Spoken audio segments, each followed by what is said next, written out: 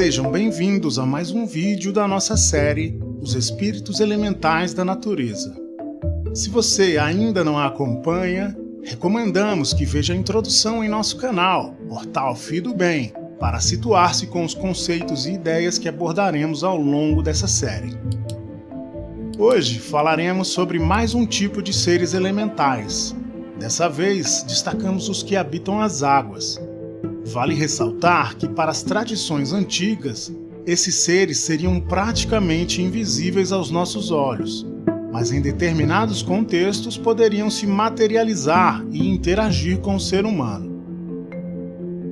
Devido a isso, ao longo da história, é muito comum existirem relatos de aparições de alguns desses elementos, além de uma série de mitos aos quais eles também são associados.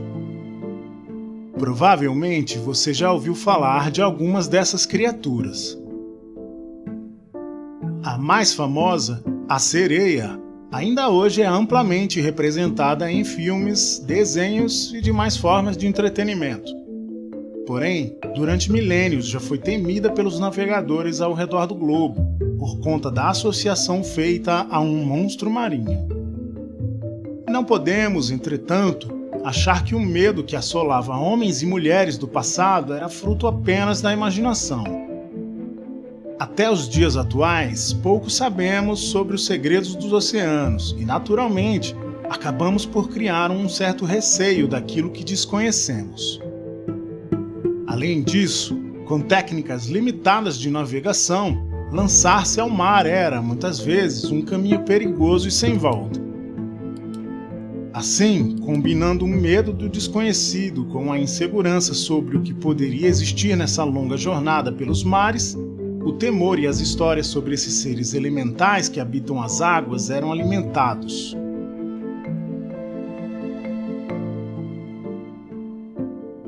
Comecemos, portanto, pelo mais famoso.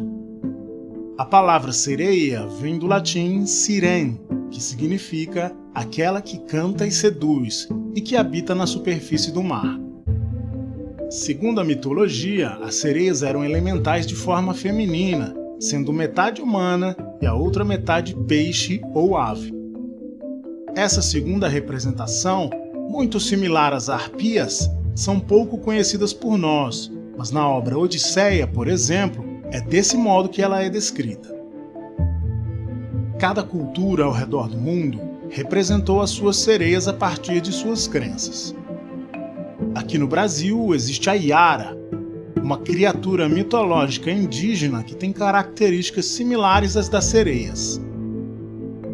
De acordo com a lenda, a Yara vive no rio e com seu canto também atrai os homens até as águas, afogando-os, do mesmo modo que as sereias, que usam seu canto para atrair os navegantes com suas embarcações até as rochas, afundando seus navios e os devorando.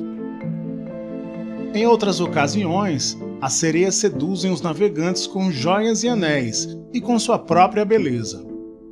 Cobiçados pelas riquezas que poderiam possuir, os marinheiros seriam facilmente pegos por essas criaturas, assim como uma aranha que utiliza sua teia para capturar suas presas.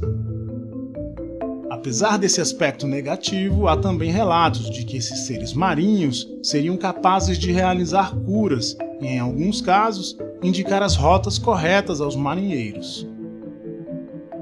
Ao serem representadas com atributos positivos ou negativos, podemos refletir sobre as ideias que, acima de qualquer relato factível, essas representações carregam. Como vimos em nosso vídeo sobre os elementais da Terra, essas formas de vida são conscientes, mas, diferentemente dos seres humanos, não possuem uma bússola moral. Em poucas palavras, eles não sabem diferenciar o que é certo e errado, não fazem esse tipo de julgamento em suas ações, sendo apenas levados por suas vontades ou dever que os compete. Dessa forma, podem agir de modo imprevisível, o que explica a aparente contradição entre ora serem bons conosco, ora serem maus. Ainda de acordo com a mitologia, existem vários tipos de sereias, sendo este um nome genérico para uma gama de elementais que habitam as águas. Essa é outra explicação possível para as diferentes atitudes que observamos ao falar desses seres. Apesar disso, uma das criaturas de maior destaque são as chamadas ondinas, que carregam esse nome justamente por habitarem nas espumas das ondas do mar. Segundo a tradição esotérica, esses elementos teriam uma vida extremamente curta aos olhos dos humanos, uma vez que nasceriam no momento em que se formam as ondas e morreriam quando quebram nas praias. Entretanto, as ondinas seriam responsáveis pela cura e purificação dos que interagem com a sua energia. Refletindo sobre isso, em nossa cultura popular, é extremamente comum a relação entre o mar e seu poder regenerador. Quem de nós nunca disse que precisava ir à praia e tomar um banho de mar para renovar as energias? Para os mais céticos, atualmente na medicina, existem tratamentos para algumas doenças que recomendam frequentar praias e banhar-se com certa regularidade, uma vez que o mar teria propriedades ativas e que beneficiam o corpo. Assim, sendo parte de uma crença popular ou mesmo uma comprovação científica, faz-se necessário esclarecer que o atributo das ondinas é um símbolo que nos ajuda efetivamente a melhorar nossa disposição frente aos problemas diários. Seja um fator puramente psicológico ou físico, entrar em contato com as águas representa, em diferentes culturas e ritos, a ideia de purificação e cura. Há também as ninfas, neste grupo de elementais. De acordo com a mitologia, elas habitam lagos e águas próximo a florestas e bosques. Seu aspecto físico, diferentemente da sereia, é completamente humano, sendo facilmente confundida com uma mulher.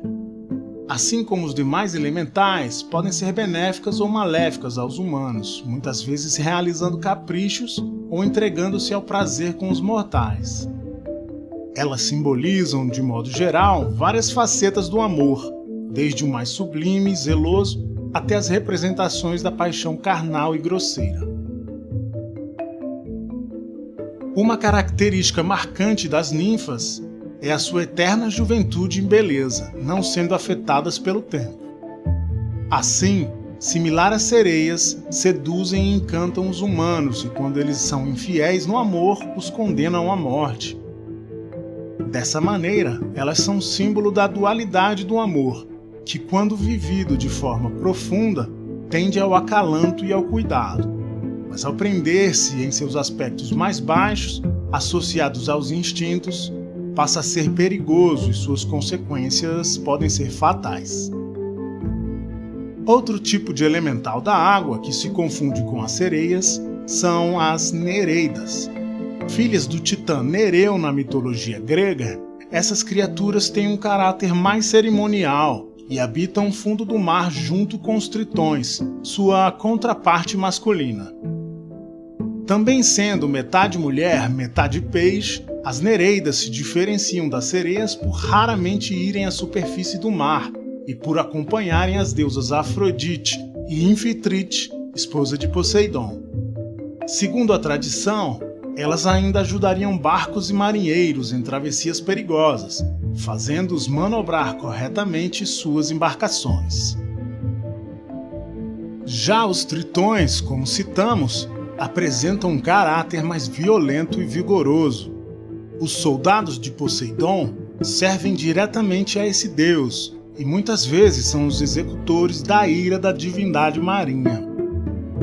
Carregariam como armas os tridentes e seriam metade homens e metade peixe, porém não são sempre maus. Um de seus atributos é o de aconselhar navegantes perdidos, fazendo-os retornar ao seu caminho. Assim, as mesmas criaturas que punem os que vão de encontro com o mar são aqueles que auxiliam os que desejam retornar para casa.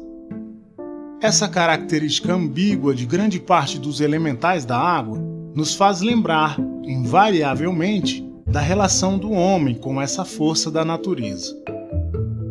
Diversas pessoas do mar, sejam pescadores, marujos ou marinheiros, relatam que não se deve lutar contra os oceanos, mas compreendê-los. Ir de encontro com uma tempestade e tentar domar as fortes ondas é um esforço inútil, pois não cabe ao ser humano controlar as forças da natureza. Assim, quando absorvemos essa ideia e passamos a conhecer essa lei que rege o mundo, entramos no fluxo da vida e sabemos navegar dentro da sua corrente. Os mais experientes navegadores entendem essa lei, por isso o mar os ajuda. Simbolicamente, os elementais da água representam essa concepção. Cruzar caminho com algum deles pode ser, portanto, uma bênção ou uma maldição, ao depender de como lidamos com as leis do oceano. Certamente, estamos falando de maneira metafórica, afinal, por mais que existam relatos ao redor do mundo que atestem que essas criaturas são reais, não há comprovação científica disso. Acima dessas questões, porém, é válido compreendermos os simbolismos que esses seres carregam até hoje. Assim, mesmo que não existam de maneira física, suas representações permanecem inalteradas ao longo da nossa história e nos ajudam a compreender melhor o mundo à nossa volta. Por fim, é por meio de narrativas e símbolos que podemos entender o nosso papel frente à natureza. Sereias e tritões nos lembram que jamais poderemos domar as forças que existem em nosso planeta, mas que deveríamos nos integrar às suas leis e vivermos de modo harmônico. Assim, quem sabe, poderíamos distinguir o canto das sereias e navegar com segurança rumo ao nosso destino. Este vídeo foi uma produção da Fido Bem.